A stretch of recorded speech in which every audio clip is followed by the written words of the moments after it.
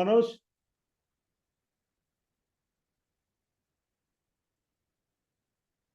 Sir good evening sir.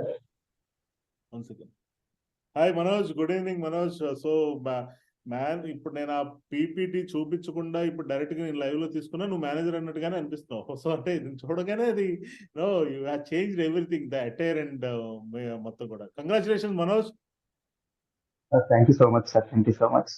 So Manoj, tell me about yourself. అసలు మీరు ఈ ఆపర్చునిటీకి ఎలా పరిచయం అయ్యారు, అండ్ ఇంతకు ముందు మీరు ఏం చేస్తుండేవాళ్ళు మనోజ్, అండ్ ఆ టైంలో మీకు ఈ ఆపర్చునిటీ పరిచయం అయినప్పుడు మీకు ఏమనిపించింది? సార్ నాకు ఈ ఆపర్చునిటీ అనేది నాకు సీనియర్ కరుణా మేడం దగ్గర నుంచి వచ్చింది సార్. నేను ఇలా సోషల్ మీడియాలో రీల్స్ అవి చూస్తుంటే ఒక పోస్ట్ చూశాను. అది చూసి నేను మేడంకి కాల్ చేశాను. సో అలా కాల్ చేసిన తర్వాత సో ట్రైనింగ్స్ అన్నింటికి అటెండ్ అయ్యాను సార్. అటెండ్ అయ్యే టైంలో నాకు కొంచెం అంటే లైక్ భయం వేసేది. ఇది లైక్ అంటే ఇది ఫేకా లేకపోతే ఫ్రాడా, ఇది నమ్మొచ్చా చేయొచ్చా అని డౌట్ గా ఉండేది. సో మేడం ఎప్పుడైతే మనోజ్ అది 1-2 సెషన్స్ కాదు, మిగతావన్నీ అటెండ్ అవ్వండి, అప్పుడు మీకు పూర్తిగా నాలెడ్జ్ అర్థమవుతుంది అని చెప్పేసి చెప్పారనమాట. అప్పుడు నేను మీ ట్రైనింగ్స్ అన్ని నోట్ చేసుకుంటూ అటెండ్ అయ్యాను, పిన్ టు పిన్ నోట్ చేసుకుంటూ అటెండ్ అయ్యాను. సో నాకు సబ్జెక్ట్ అయితే క్లారిటీగా అర్థమైంది. సో నాకు ఈ 1% వర్క్ దగ్గర నాకు ఆఫర్ ప్యాక్ అది వస్తే బాగుందని చెప్పేసి నేను చాలా అంటే ఎగ్జైట్మెంట్ తో వెయిట్ చేస్తున్నాను సార్. సో మేడం నాకు కాల్ చేసి కంగ్రాచులేషన్స్ మనోజ్, మీకు ఇలా ఆఫర్ ప్యాక్ వచ్చింది అని చెప్పగానే నేను వెంటనే ఆ ఫాస్ట్ ట్రాక్ లో కంప్లీట్ చేశాను సార్. ఎందుకు డిలే చేయడం? సో ఆ ఫాస్ట్ ట్రాక్ లో వెళ్ళిపోతే నాకు వెంటనే ట్రైనింగ్స్ ఉంటాయి, తర్వాత నాకు పర్సనల్ మెంటర్షిప్ ఉంటుంది, అలాగే మీ దగ్గర నుంచి ఆ కోర్స్ అవన్నీ నాకు కావాలని చెప్పేసి చాలా అగ్రెసివ్ గా నేను అది కంప్లీట్ చేసుకున్నాను సార్. అది చేద్దామని ఇంట్లో చెప్పినప్పుడు వద్దని చెప్పారు సార్ పేరెంట్స్. అంటే మా నాన్నగారు అగ్రికల్చర్ లేబర్ ప్లస్ టాపీ పని అనేది చేస్తుంటారు, టాపీ మేస్త్రి. ఇవన్నీ మనకు వద్దు నాన్న, పెద్ద పెద్ద వాళ్ళు చేయగలరు. అంటే నువ్వు వీళ్ళందరినీ చూపిస్తున్నావు కదా, సూటు బూటు వీళ్ళందరూ వేసుకుని చూపిస్తున్నావు కదా, అంటే వాళ్ళు చేయగలరు, వాళ్ళు బాగా చదువుకున్నారు, డిగ్రీలు బీటెక్లు ఎంబీఏలు ఇంకా పైన చదువులు చదివారేమో, వాళ్ళు మాత్రమే చేయగలరు నాన్న, మనలాంటి వాళ్ళు చేయలేము అని మా నాన్న అన్నారు సార్. సో నేను అప్పుడు చెప్పాను, కాదు నాన్న అని చెప్పేసి మేడంతో మాట్లాడించాను సార్, కరుణా మేడంతో మాట్లాడించాను. మేడం కూడా చాలా ఎగ్జాంపుల్స్ చెప్పారు. నేనైతే సీరియస్ గా అక్కడ డిసిషన్ తీసుకున్నాను సార్. ఏంటంటే అప్పర్ ప్యాక్ వస్తే ఆ అమౌంట్ ఏదైతుందో అడ్జస్ట్ చేసుకోవడానికి నేను ఎక్కువగా ఫైట్ చేశాను. అంటే లైక్ మా నాన్నతో స్ట్రైట్ గా మాట్లాడాను సార్. ఎందుకంటే నాకు భయం వేసింది సార్, ఫస్ట్ నా కెరీర్ మీద నాకు భయం వేసింది. ఎందుకు ఆ భయం అంటే నాకన్నా ముందు లైక్ డిగ్రీ కంప్లీట్ చేసిన కొన్ని బ్యాచెస్ ఉన్నాయి, ఆల్మోస్ట్ ఒక 3 to 4 బ్యాచెస్. వాళ్ళందరూ ఒక్కొక్కరు అసలు చదువుకు సంబంధం లేని వర్క్ చేస్తున్నారు సార్. అంటే కొంతమంది నెట్ సెంటర్ లో, కొంతమంది జిరాక్స్ షాపుల్లో, కొంతమంది ఇంకా సపరేట్ లైక్ కూలి పనులు కూడా వెళ్ళే ఉన్నారు. నాకు అనిపించింది, నాకు భయం వేసింది. నేను కూడా డిగ్రీ ఫైనల్ ఇయర్ వరకు కంప్లీట్ చేసుకొని వెళ్తే నా లైఫ్ కూడా ఇలా ఉంటది అని చెప్పేసి నేను చెప్పాను సార్. నేను స్ట్రైట్ ఫార్వర్డ్ గా మా డాడీని అడిగింది ఏంటంటే, నాన్న ఇప్పుడు నన్ను వద్దంటున్నావు, లైక్ ఆఫర్ ప్యాక్ అమౌంట్ ఏదైతే ఉందో అది నాకు అడ్జస్ట్ చేయనంటున్నావు.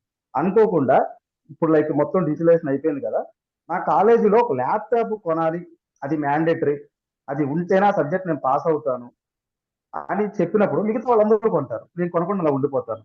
అది నేను కొనకపోతే ఫెయిల్ అవుతాను కదా. సో అలా నాకు అమౌంట్ ఎక్కడి నుంచి తీసుకొస్తారు అని అడిగితే అప్పు చేస్తానని చెప్పి చెప్పారు సార్. అండ్ ఇంకోటి అడిగాను సార్, అని అనుకోకుండా నేను ఇంటికి వస్తుంటే ఏదో ఏదో రోడ్ యాక్సిడెంట్ సంథింగ్ ఏదో జరిగింది, నేను బాగా ప్రాణ పరిస్థితిలో హాస్పిటల్లో ఉన్నాను. ఆ టైంలో ఆ డాక్టర్ అంటారు ఖచ్చితంగా 24 hours లో 1 lakh అవుతుంది, లేకపోతే 50,000 అవుతుంది అని చెప్పినప్పుడు, ఇక్కడ వద్దు వేరే గవర్నమెంట్ హాస్పిటల్ తీసుకెళ్దాం, అక్కడైతే తక్కువ చూస్తారని చెప్పేసి నన్ను అలా వదిలేస్తానన్న గాలికి, లేదు అప్పు చేసైనా సరే తల తాకట్టు పెట్టైనా సరే తీసుకురావాలి అన్న మాట నాకు చెప్పారు సార్.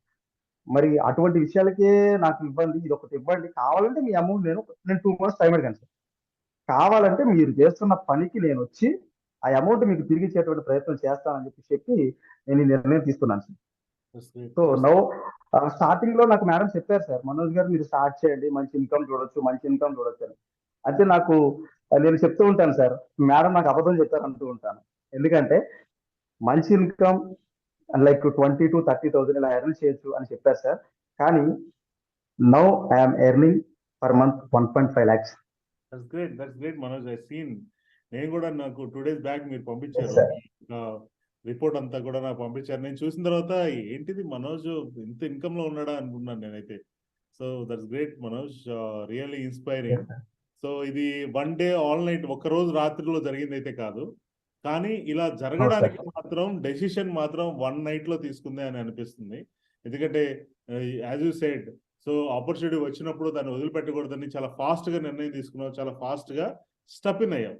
అండ్ దాని తర్వాత కూడా హార్డ్ వర్క్ కూడా అంత అంత సపోర్ట్ ఉంటుంది ఖచ్చితంగా. నువ్వు కూడా మంచి హార్డ్ వర్క్ చేసావు అనిపిస్తుంది Manoj. Yes sir. Sir and ఇంకొకటి సార్, ఇది ఎందుకు యాక్సెప్ట్ చేయకూడదు సార్? ఒక పర్సన్ కి ఫరెవర్ ఆపర్చునిటీ వచ్చినప్పుడు ఎందుకు యాక్సెప్ట్ చేయకూడదు? మన కళ్ళ ముందు ఇన్ని testimonies and live checks and దాంతో పాటు బ్యాక్ స్టేట్మెంట్స్ కూడా చాలా మంది పర్సనల్ గా షేర్ చేస్తున్నారు. ఇవన్నీ చూసిన తర్వాత సార్, నా ఏజ్ 25 నుంచి 26 మధ్యలో ఉంది. సో కంపెనీ ఏజ్ నాకన్నా ఇంకా చాలా పెద్దది. నాకన్నా ఇంకా చిన్న ఏజ్ లో వాళ్ళు కూడా మేనేజర్స్ అయ్యారు, లాక్స్ ఆఫ్ రూపీస్ ఎర్న్ చేస్తున్నారు, కార్ ప్లాన్ తీసుకుంటున్నారు, అలాగే సొంత ఇల్లు కట్టుకుంటున్నారు, ఇంటర్నేషనల్ ట్రిప్స్ వెళ్తున్నారు, ఫ్రీగా విమానాలు తిరుగుతున్నారు. ఆ లైఫ్ నాకెందుకు రాకూడదు అంటే నేను ఒక నైట్ అంతా, అంటే స్లీప్లెస్ నైట్ సార్, నిద్ర లేకుండా మొత్తం ఆలోచించాను. ఎవరు ఏం చెప్పినా సరే లైక్ దాన్ని తీసుకోలేదు సార్. ఎందుకంటే నేను ఒక మాటని బ్రేక్ చేద్దాం అనుకున్నాను సార్, ఒక మాటని బ్రేక్ చేద్దాం అనుకున్నా. అదేంటంటే, ఇది నువ్వు చేయలేవు, నీ వల్ల కాదు, ఇది అందరికీ వర్కౌట్ అవ్వదు అన్న మాటని బ్రేక్ చేసి, ఇది నేను చేయగలను, నేను చేసి చూపించగలను, ఆ లైఫ్ స్టైల్ నేను చూపించాలని ఆలోచించున్నాను సార్. అలాగే నా లైఫ్ స్టైల్ అనేది సో స్లోగా అది బిల్డ్ అయింది సార్. సో ఖచ్చితంగా అది రేపటి రోజున, అంటే లైక్ స్టార్టింగ్ లో ఒక మొక్క స్టేజ్ లో ఉంది, రేపటి రోజున ఒక పెద్ద మహావృక్షం తయారవుతుంది సార్ నా లైఫ్ స్టైల్ అనేది. ప్రతి ఒక్కటి తీసుకొస్తాను లైఫ్ చేంజెస్. డెఫినెట్ గా. సో అవన్నీ కూడా పాసిబుల్ అవుతుంది. రియల్లీ గైస్, మా Manoj is making more than 1 lakh plus income, like 6 digit income ఏం చేస్తున్నాడు because of that position. So ఇక్కడ మనోజ్ నుంచి నేర్చుకోవాల్సిన చాలా పాయింట్స్ లో ఒకటేంటంటే, తన ఆపర్చునిటీ వచ్చిన తర్వాత తను అప్పటికే ఏ జాబ్ కూడా చేయట్లేదు. స్టూడెంట్ గా ఉన్నప్పుడు ఈ ఆపర్చునిటీ వచ్చింది. కానీ ఆ టైంలో తను చేసిన ఒక మంచి పని ఏంటంటే, వాళ్ళ పేరెంట్స్ తో మాట్లాడేటప్పుడు చాలా ఎగ్జాంపుల్స్ ఇస్తున్నాడు, మాట్లాడాడు. ఎటువంటి పరిస్థితుల్లో ఈ ఆపర్చునిటీ మిస్ అవ్వకూడదని. కారణం, అతనికన్నా ముందు చదువుకున్న వీళ్ళ సీనియర్స్ డిఫరెంట్ ఆ ఎడ్యుకేషన్ తో సంబంధం లేకుండా ఉద్యోగాలు చేసుకుండడం, నేను కూడా ఆ కుంపట్లోకి వెళ్ళాలా, అలా నేను కూడా స్ట్రగుల్ అవ్వాలా, నాకన్నా బాగా చదివిన వాళ్ళు అలా ఉన్నారు కదా అని దాని నుంచి నేర్చుకుని అది మాట్లాడుకున్నాడు. అండ్ తను టర్న్ ఓవర్ ని కంప్లీట్ చేస్తున్నాడు. దాని తర్వాత హార్డ్ వర్క్ చేశాడు, ట్రైనింగ్స్ అన్ని కూడా చక్కగా విన్నాడు. అండ్ ఈ ఇందాక మాట్లాడినట్లుగా కాకుండా వాళ్ళందరూ అసిస్టెంట్ సూపర్వైజర్స్, తను ఈ కంపెనీలో, ఈ ప్లాట్ఫామ్ లో one of the dream position like manager, దాన్ని అచీవ్ అయ్యాడు. అండ్ మీ అందరి ముందు ఉన్నాడు. అండ్ మనోజ్ నుంచి మనం చాలా విషయాలు నేర్చుకోవచ్చు గైస్. ఇవన్నీ కూడా మనకి ఇన్స్పిరేషన్. అదే ఇందాక మనం మాట్లాడుకున్నట్టుగా, ఎందుకు నచ్చదు ఈ ఆపర్చునిటీ చెప్పండి? అంతంత ఇన్కమ్స్ ఉన్నప్పుడు, ఆ ఇన్కమ్స్ అన్ని నిజమే అని చెప్పి తెలిసినప్పుడు, and ethical direct selling platform కి ఇది సంబంధించింది అన్నప్పుడు, దీనికి చాలా సపోర్ట్ అండ్ ట్రైనింగ్స్ ఉన్నాయి అన్నప్పుడు ఇంకెందుకు నచ్చదు?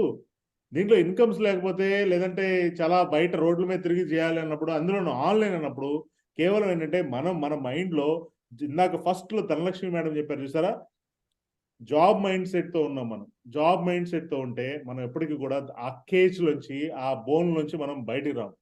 ప్రాబ్లం ఏంటంటే, మనం అసలు కేజ్ లో ఉన్నామని కూడా మనం గుర్తించాం. గుర్తిస్తే కదా మనం బయట రావడానికి ప్రయత్నిస్తాం, కానీ గుర్తించాం. దానికి కారణం అసోసియేషన్, ఇవన్నీ కూడా. గైస్ ప్లీజ్, అండ్ ఈ ఆపర్చునిటీ ఇప్పుడు దాకా మాట్లాడిన వాళ్ళకి ఎలా అయితే హెల్ప్ అయిందో, మీకు కూడా హెల్ప్ అవుతుంది. మేబీ ఇది ఫైనల్ ఛాన్స్ అనుకోండి. అండ్ మీరు దీన్ని గ్రాప్ చేయండి అండ్ ఆపర్చునిటీ ఉపయోగించుకోండి. మాతో పాటు కలిసి పనిచేయండి. Thank you Manoj, thank you మీ యొక్క thank you so much sir. Share చేసినందుకు. Manoj, wish you all the best Manoj. Thank you sir. Yeah, that is Manoj అండి. సో మనోజ్ దగ్గర ఇప్పటిదాకా మనం మాట్లాడాం. And had the very, Manoj మాత్రమే కాదు, ఇలా టీంలో దాదాపుగా 150 నుంచి 200 మంది మేనేజర్స్ ఉన్నారు టీంలో. సో ఇంత సక్సెస్ఫుల్ గా వెళ్తుంది. సో ఈ రోజు సెషన్ నుంచి మనకు లెసన్ ఏంటి?